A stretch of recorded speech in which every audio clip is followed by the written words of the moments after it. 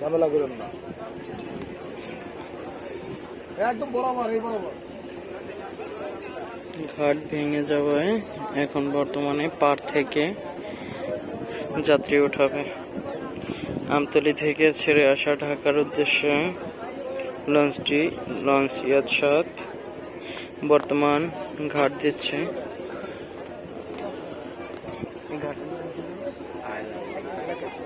আয়লা launch ঘাট বর্তমানে ঘাট দিচ্ছে। এখানে ঘাটটি ভেঙে গেছে, যার কারণে এখন পার থেকেই উঠাবে। আপনারা দেখছেন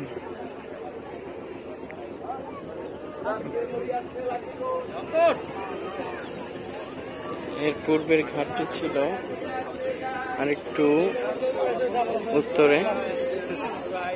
একটু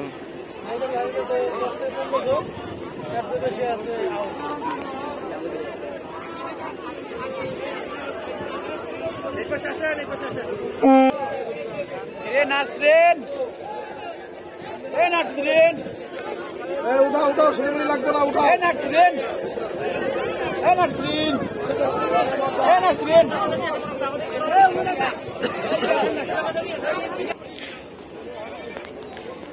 পূর্বে ওই যে একটু উত্তরে দেখা যাচ্ছে, এটা ছিল আয়লা লঞ্চ ঘাট।